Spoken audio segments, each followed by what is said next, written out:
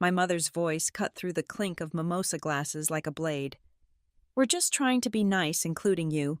Don't think you matter." The words hung in the air of the private dining room at the Belmont Plaza. 12 pairs of eyes darted between us, then awkwardly found sudden interest in their brunch plates. My hands trembled as I clutched my latte, the ceramic burning against my palms. I'm Jessica Hart, 33 years old. Until that moment on March 14th, 2024, I'd spent my entire life believing family was everything, the only child of Linda and Robert Hart. I had grown up in their shadow, desperate for approval that never seemed to come. But that brunch changed everything, not because of what my mother said. Similar barbs had flown my way for decades, but because of what she didn't know. She had no idea what I'd been planning behind her back. What happened next would shatter our family and finally set me free. Growing up as Linda Hart's daughter meant living under a microscope of criticism. My mother, a former PTA president with a social circle that spanned half of Seattle's upper middle class, had perfected the art of the public smile and private cut-down. My father, Robert, an accountant at Evergreen Financial Services, had long ago retreated into the comfort of passive silence. I'd spent years trying to earn their approval, believing I was the problem. It never occurred to me that some parents are simply incapable of loving their children properly. The pattern was so familiar that I could predict the cycle. Every family gathering became a minefield of potential humiliation, like my grandmother's 80th birthday celebration in 2018, when my mother cornered me near the dessert table. "How's that fluff job going?" she'd asked, loud enough for my cousins to hear. "All that money for a marketing degree, and you're just posting pictures on the internet all day." I was a marketing manager at Cascade Technologies, one of Seattle's fastest-growing firms. My team had just landed a contract worth $1.5 million, but none of that mattered in my mother's narrative. "It's going well," I'd replied, the practiced smile never leaving my face. "We just signed Westbrook Industries." "Oh, honey," she'd said, patting my arm. "Don't get too excited. Those tech companies hire and fire like it's going out of style." Then there was the car repair incident in 2020. My 10-year-old Subaru had finally given up the ghost, requiring an $8,500 repair I couldn't afford after putting a down payment on my condo. When I'd reluctantly called my parents for help, my mother had immediately transferred the money, then called me daily for the next 3 weeks to remind me of my debt. "I just want to make sure you understand the value of money, Jessica," she'd say, as if I were 16 instead of 30. "You owe me, and I expect repayment, every month." I'd set up automatic transfers of $350 per month until it was paid off, but that didn't stop her from bringing it up at every family dinner. "Jessica's almost halfway to paying me back for saving her from that car disaster," she'd announce to whoever would listen. "Good thing she has us to bail her out." Christmas 2022 had been the worst holiday of my adult life. My mother had given me a self-help book titled "Finding Your Potential for Women Who Settle for Less." My father had added a gift card to a weight loss program with an awkward, "Your mother thought you might like this." When I tried to explain how hurtful these gifts were, my mother had rolled her eyes. "You're too sensitive, Jessica. Everyone else loved their gifts. Why do you always have to make everything about you?" These moments had accumulated like stones in my pocket, weighing me down year after year. But the brunch at the Belmont Plaza was different. It wasn't just the words. It was the public nature of the humiliation, the calculated cruelty in front of our family friends. We'd gathered to celebrate my cousin Emma's passing of the bar exam. Emma had always been kind to me, one of the few relatives who seemed to see through my mother's carefully crafted social persona. She'd become a family lawyer, and I'd cheered her accomplishments from the sidelines. The brunch had been going well. I'd arrived early to help with place settings, made pleasant conversation with my aunt and uncle, and even managed to deflect my mother's criticism of my new haircut with a laugh. Then Emma had mentioned my recent promotion at work. "Jessica's been killing it at Cascade," she'd said proudly. "Tell everyone about your new team. Jess." I'd started to explain my new role overseeing digital marketing strategy when my mother interrupted. "Oh, We all know Jessica exaggerates her importance, she'd said, waving her hand dismissively. She's always been that way, even as a little girl. The table had gone quiet. Mom, I'd said quietly, that's not fair. I was just answering Emma's question. That's when she'd leaned forward, glass of champagne in hand, and delivered the line that would finally break the dam. We're just trying to be nice, including you. Don't think you matter. I saw Emma's eyes widen. She reached for her phone on the table, a gesture I wouldn't understand until later.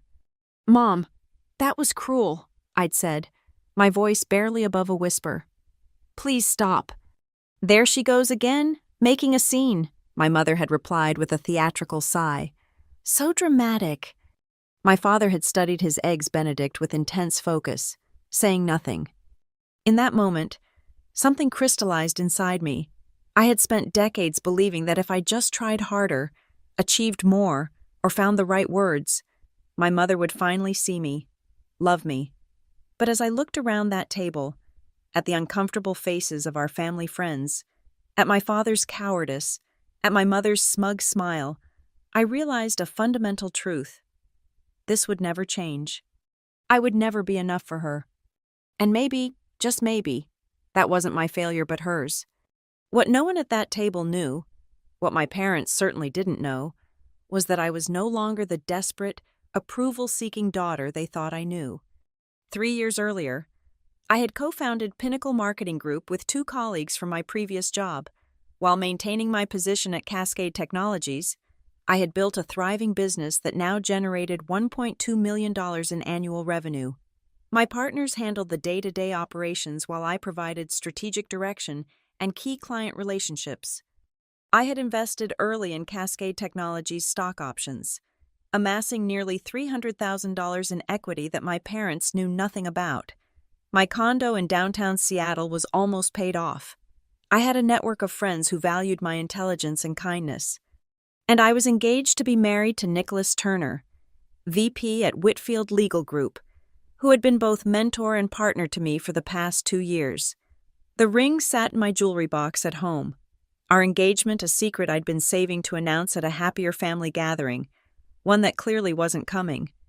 My mother saw me as a failure, a disappointment, someone to be tolerated rather than celebrated. She had no idea who I really was or what I had accomplished.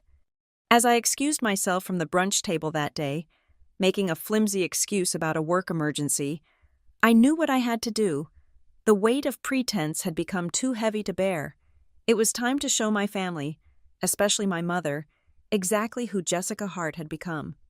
I called Emma the next day. I recorded it, she said without preamble when she picked up. I've been documenting Aunt Linda's behavior for months. What she said to you was the worst yet. I was momentarily stunned. You've been recording her? Not constantly, Emma clarified. But whenever she starts in on you, yes, I'm a lawyer now. Jess, I know emotional abuse when I see it. Emotional abuse. The words landed like a punch to the gut.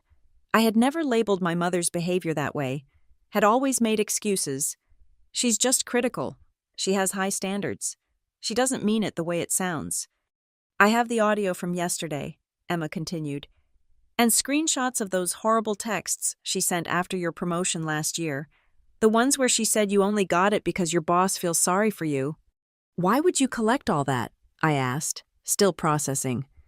Because someday you were going to realize what's been happening to you, and I wanted you to have evidence, so you couldn't be gaslit into thinking it was all in your head. A tear slid down my cheek as the magnitude of her kindness hit me. Thank you, I whispered. So what are you going to do? Emma asked. What was I going to do? The question echoed in my mind for days afterward. I knew I couldn't continue the charade of the dutiful daughter, but a clean break seemed impossible given the tangled web of family relationships and financial connections. My mother's 60th birthday gala was approaching on June 5th. She had been planning it for months, a lavish affair at the Grand Windsor Ballroom with over 200 guests. It would be her crowning social achievement, a chance to showcase her perfect family and enviable life. An idea began to form. Over the next 2 months, I meticulously prepared. I consulted with Harrison and Associates, a discreet law firm specializing in family disputes, about severing financial ties with my parents. I documented every loan, every gift with strings attached, every instance of financial manipulation. I worked with my business partners to prepare for a more public role at Pinnacle Marketing Group. We updated the website to include my bio and photo, crafted a press release about our recent growth, and lined up interviews with local business publications. Nicholas and I discussed moving our wedding date forward, perhaps even relocating to Boston, where Whitfield Legal Group was opening a new office. The prospect of distance from Seattle, from my parents, felt like a lifeline. And I worked with Emma to compile the evidence of my mother's emotional abuse: voice recordings, text messages, emails, and witness statements from friends who had seen her behavior firsthand. As the date of the gala approached, my anxiety peaked. Was I really going to do this? Publicly confront the woman who had given birth to me, raised me, and, in her own twisted way, believed she loved me? "You don't have to go through with it," Nicholas said the night before, holding me as I trembled in our bed. "We could just leave, start fresh somewhere new." "No," I replied, my voice steadier than I felt. "If I don't stand up to her now, I'll be running from her shadow forever." He kissed my forehead. "Then I'm with you, all the way." The Grand Windsor Ballroom was transformed for my mother's birthday celebration. Crystal chandeliers cast a warm glow over tables adorned with white roses and gold accents. A string quartet played in the corner. A 3-tier cake stood on a pedestal near the dance floor. My mother held court near the entrance, resplendent in a designer gown, accepting birthday wishes with practiced grace. My father stood beside her, handsome in his tuxedo but with the same distant look in his eyes I'd known all my life. I arrived fashionably late, dressed in a tailored black cocktail dress from Meridian Investments' new line. Nicholas was by my side, his hand a reassuring presence at the small of my back. Emma had already arrived and given me a subtle nod from across the room. Everything was in place. "Jessica, darling," my mother cooed when she spotted me, her eyes calculating as she took in my appearance and companion. "You finally made it. And who is this?" "This is Nicholas Turner," I said, watching her eyes widen slightly at his last name. The Turner family was well known in Seattle legal circles. "My fiancé." "Fiancé?" she repeated, her smile freezing. "How unexpected. You never mentioned being serious with anyone." "There's a lot I haven't mentioned. Mom," I replied, my voice steady. "But that's about to change." Confusion flickered across her face, but she quickly recovered as another guest approached to wish her happy birthday. Nicholas and I moved into the ballroom, accepting champagne from a passing waiter. "She has no idea what's coming," he murmured. "No," I agreed, taking a fortifying sip. "She doesn't." The evening progressed according to my mother's carefully planned schedule. Dinner was served, toasts were made. My father gave a speech that managed to be both heartfelt and entirely impersonal, a skill he had perfected over decades of marriage to my mother. Then it was time for the surprise video my mother had requested in lieu of gifts, a compilation of birthday wishes from friends and family who couldn't attend. As the lights dimmed and the projection screen lowered from the ceiling, I made my way to the side of the room where Emma waited with a laptop. "Are you sure?" she whispered. I nodded. "I've never been more sure of anything." The video began playing, the first few minutes exactly as planned, with distant relatives and old college friends offering birthday congratulations. My mother beamed from her seat of honor. Then the screen went black. A moment later, my mother's voice filled the ballroom. "We're just trying to be nice, including you. Don't think you matter." The audio from the brunch played in its entirety. My plea for her to stop, her dismissal of my feelings. The screen displayed text messages next, enlarged for all to see. "You only got that promotion because they feel sorry for you. Don't embarrass yourself by thinking you earned it. Why can't you be grateful for once instead of showing off?" Then financial records, the $8,500 loan for my car repair, the itemized list my mother had kept of every gift she'd ever given me, with monetary values assigned, the email where she'd threatened to tell family members I was financially irresponsible if I didn't repay her according to her schedule. Finally, a split screen appeared. On one side, my mother's social media posts about her successful daughter and close-knit family. On the other, the reality of her private messages to me. The ballroom was utterly silent. 200 people stared at the evidence of Linda Hart's true nature, stripped of its social veneer. The screen changed one last time to display a simple message. The truth matters, I matter, Jessica Hart, co-founder of Pinnacle Marketing Group. The lights came up. All eyes turned to my mother, whose face had drained of color. My father stood frozen beside her, mouth slightly open in shock. I walked to the center of the room, my heart pounding but my voice steady. For 33 years, I believed what you told me about myself, I said, looking directly at my mother. That I wasn't enough, that I didn't matter, that I should be grateful for your conditional love. I took a deep breath. Today, I'm reclaiming my story. I am successful. I am loved.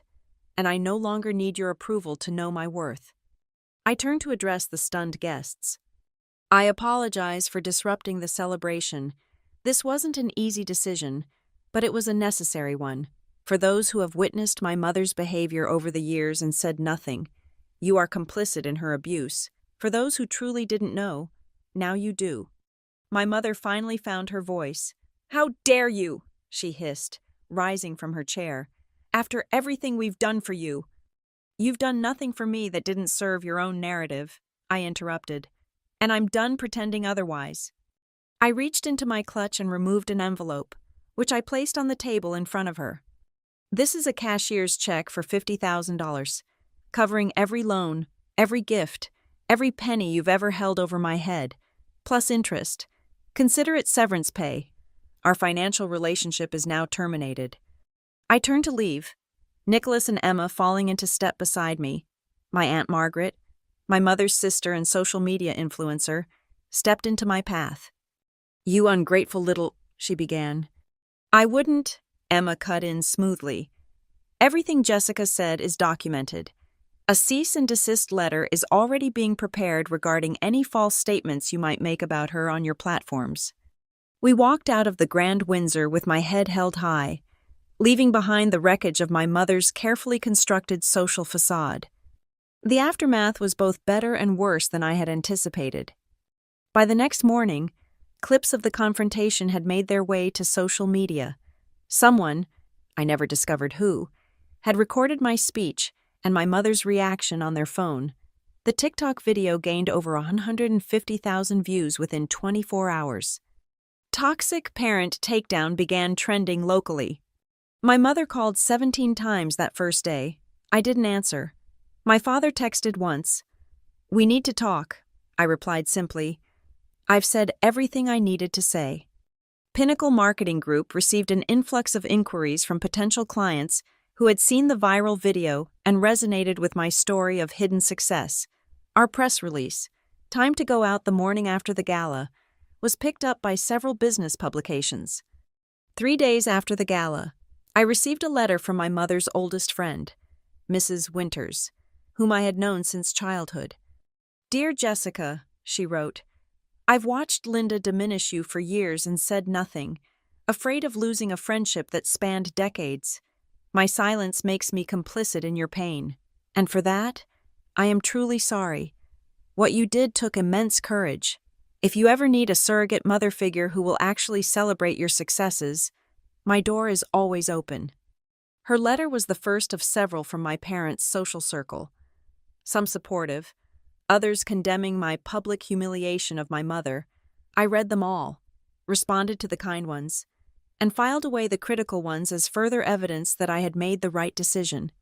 2 weeks after the gala, my Aunt Margaret posted a carefully worded apology on her Instagram, acknowledging that she had enabled a family dynamic that caused harm. The cease and desist letter from Harrison and Associates had apparently been persuasive. Most surprisingly, my father called me directly 3 weeks after the confrontation. Your mother and I are separating, he said without preamble when I answered. I sat down heavily on my couch.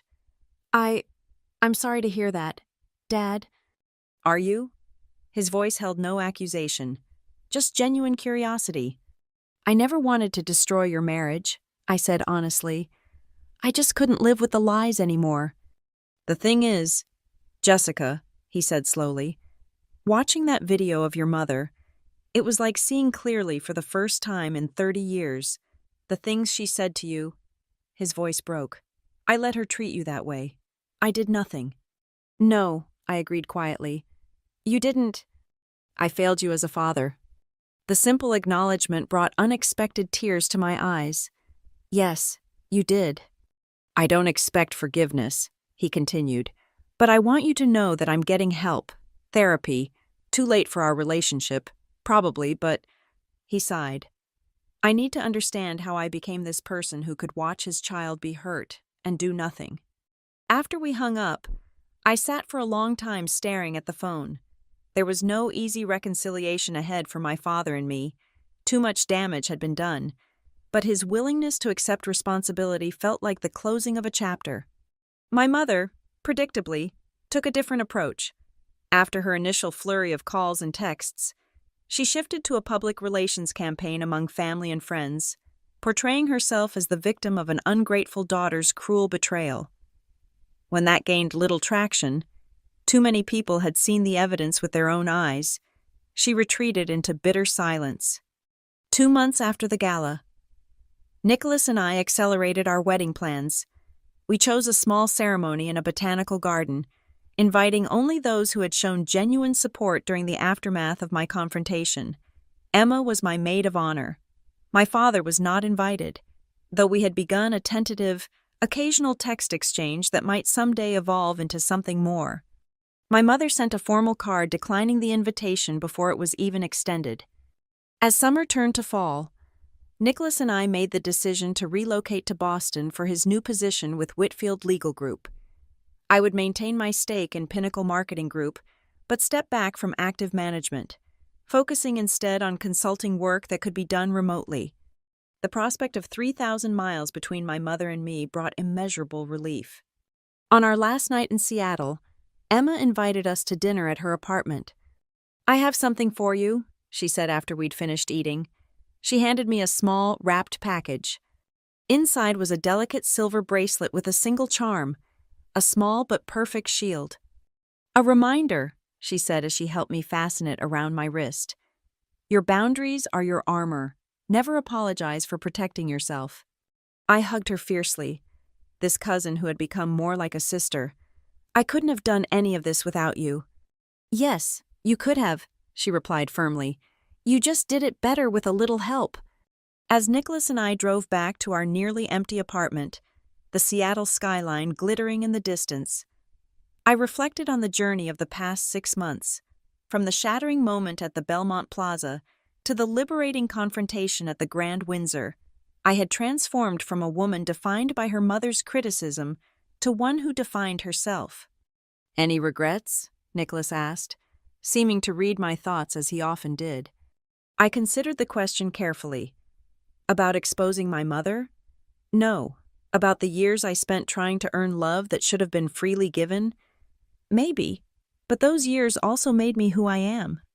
He reached across the console to take my hand, and who you are is pretty extraordinary. The next morning, as we boarded our flight to Boston, I received a final text from my father. Safe travels.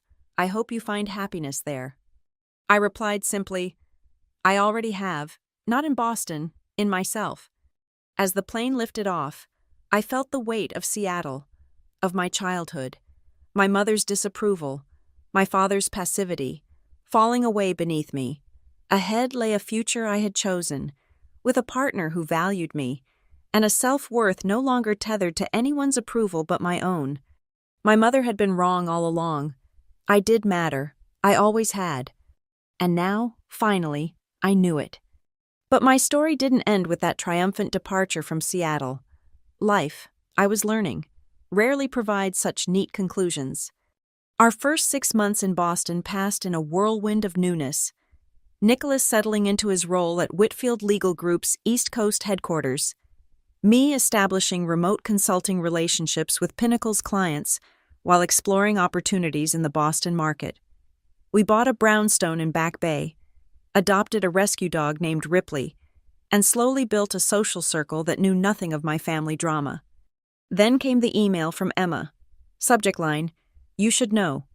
My mother had been diagnosed with early-stage breast cancer, not life-threatening with proper treatment, but significant enough to shake her carefully constructed world. My father, despite their separation, had accompanied her to doctor appointments. Aunt Margaret had moved temporarily into my childhood home to help. "I'm not telling you this to make you feel guilty," Emma wrote. "You have every right to maintain your distance, but I thought you should have the information to make that choice consciously." I stared at the screen for a long time, conflicting emotions washing over me. There was concern. Of course, cancer was cancer, regardless of our relationship. There was a reflexive guilt, the product of decades of conditioning to put my mother's needs above my own. But there was also a hard-won clarity. Her illness didn't erase her behavior, and my boundaries were still valid. I discussed it with Nicholas that evening. "What do you want to do?" he asked simply. "I don't know," I admitted. "Part of me feels I should send flowers or a card at least. Another part is afraid any contact will reopen the door to manipulation." "What would you do if she were a distant acquaintance going through this?" His question cut through my confusion. I'd send a card, express sympathy, offer good wishes for recovery. Then perhaps that's the appropriate response here too.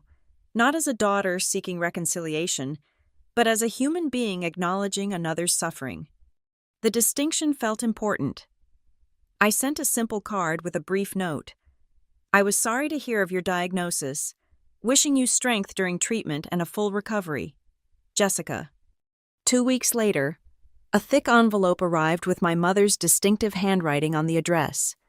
Inside was a 12-page letter, the most honest communication I had ever received from her.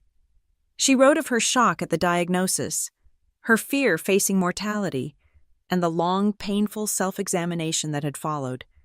"Seeing myself as vulnerable has forced me to recognize how I made you feel vulnerable all your life," she wrote.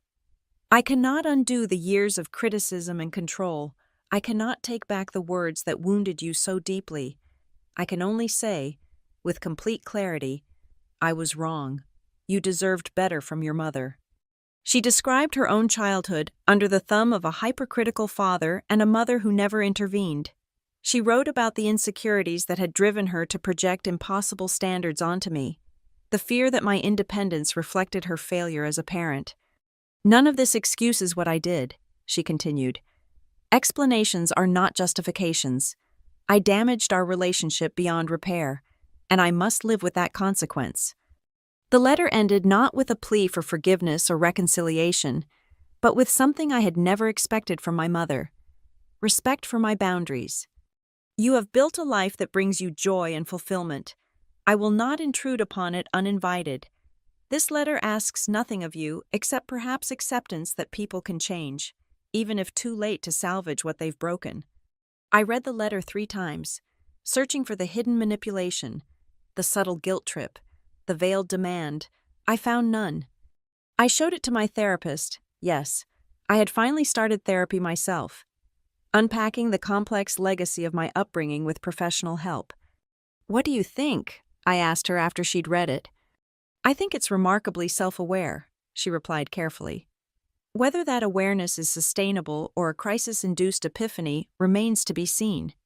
"Do you think I should respond?" "That depends entirely on what you want, Jessica, not what you feel obligated to do, but what would serve your well-being and growth." I thought about it for days. Nicholas offered his support regardless of my decision, but wisely refrained from influencing it. This was my journey to navigate. In the end, I sent a brief email acknowledging receipt of her letter and expressing appreciation for her insights. I made no promises of renewed contact, but left the door very slightly ajar. "I am still processing many aspects of our relationship," I wrote. "Time and space continue to be necessary for my healing." Her reply was a single line: I understand. Take all the time you need. As fall turned to winter, I immersed myself in building our new life in Boston.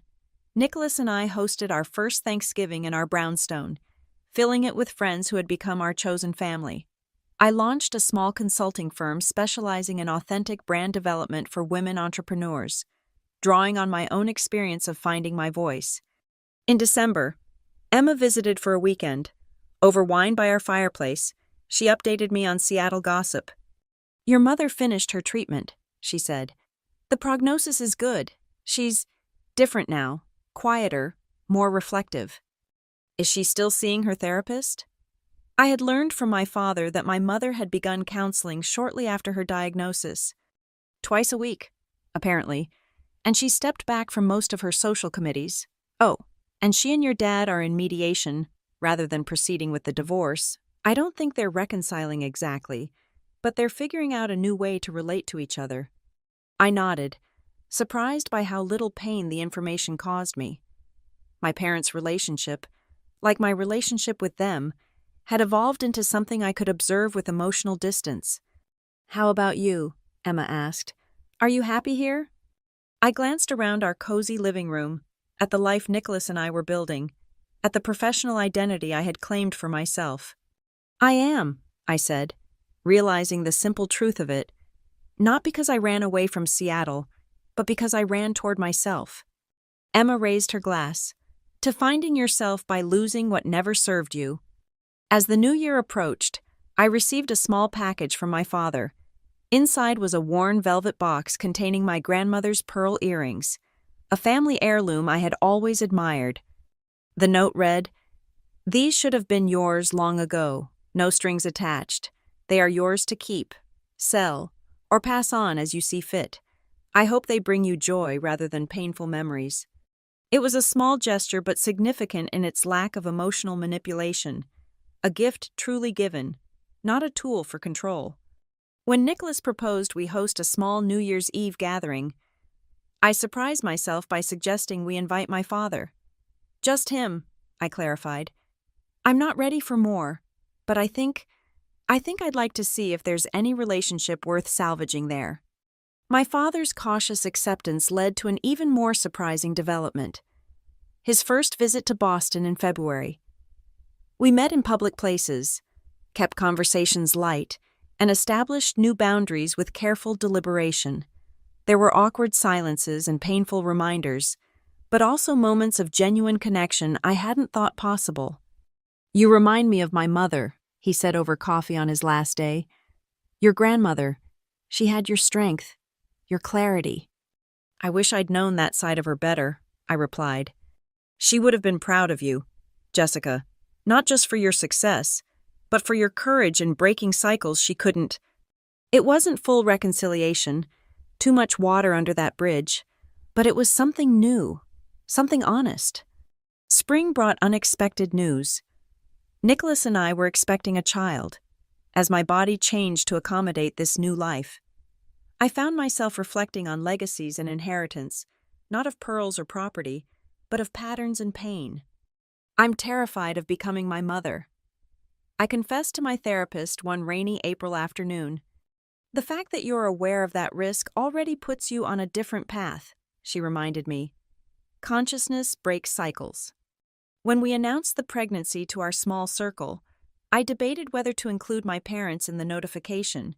In the end, I sent a simple email with the ultrasound image attached. My father responded with warm congratulations and a promise to respect whatever boundaries we set regarding his grandchild. My mother's response surprised me most of all, not with its effusiveness, but with its restraint. "Congratulations on this new chapter in your life," she wrote. "I know you will give your child what I failed to give you, unconditional love and the freedom to become themselves. If there is ever a role you wish me to play in your child's life, I am here. If not, I understand completely and will honor your decision." As summer returned and my pregnancy progressed, Nicholas and I began preparing the nursery. One weekend, while sorting through boxes we'd never fully unpacked after the move, I found the bracelet Emma had given me the night before we left Seattle, the one with the shield charm. I fastened it around my wrist, remembering her words, "Your boundaries are your armor. Never apologize for protecting yourself." Those boundaries had evolved over the past year. Some had softened, allowing cautious new connections. Others remained firm, protecting the peace I had fought so hard to achieve. All of them were consciously chosen rather than reactively erected. In August, as Boston sweltered under a heatwave, I received another letter from my mother. Unlike her first one, this was brief and to the point. "I am planning to visit Boston for a medical conference in October," she wrote. "I understand if you do not wish to see me during this time. If, however, you would be open to a brief meeting in a public place of your choosing, I would be grateful for the opportunity. Please know that no is a complete answer I will respect without question." I read the letter to Nicholas as we sat on our small patio that evening, the city lights twinkling below us. "What are you thinking?" he asked after a moment of silence. I placed my hand on my rounded belly, feeling our daughter kick beneath my palm. "I'm thinking that I'm not the same person who left Seattle. I'm stronger now, clearer. And? And maybe strong enough to see her without being diminished by her." The meeting was arranged for a Saturday morning at a neutral cafe halfway between my mother's hotel and our home. Nicholas offered to accompany me, but I decided to go alone, not out of obligation, but from a place of confidence in my own resilience. My mother arrived exactly on time, dressed simply in a way I had rarely seen her. The social armor of designer labels and perfect accessories was noticeably subdued. Cancer treatment had left her thinner. Her once immaculate hair now a short silver cap that somehow suited her better than the carefully maintained blonde of before. "Thank you for agreeing to see me," she said as she took the seat across from me. "Thank you for respecting that it was my choice to make," I replied. For a moment, we studied each other across the small table. Two women connected by biology but separated by years of pain. Now meeting as something closer to equals than we had ever been. "You look well," she said finally. "Pregnancy suits you." "It's been easier than I expected," I admitted, though I could do without the heartburn. A ghost of a smile touched her lips. "I had terrible heartburn with you. Your grandmother swore by papaya enzymes." It was such a normal exchange. The kind of mother-daughter conversation I had always craved but never experienced. Not loaded with criticism or comparison. Just a simple sharing of experience. We talked for nearly 2 hours, carefully navigating this new terrain. She told me about her recovery, her therapy, her slow rebuilding of a life with different priorities. I shared selective details about my consulting work and our preparations for the baby.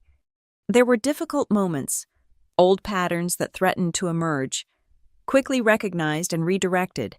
Once, when she began to offer unsolicited advice about my birth plan. She caught herself mid-sentence. "I'm sorry," she said, genuine awareness in her eyes. "That's not my place anymore. You know what's best for you and your family." As our time drew to a close, she reached into her purse and withdrew a small package. "This isn't a demand for connection or an attempt to buy your forgiveness," she said, placing it on the table between us. "It's simply something I thought you might want to have."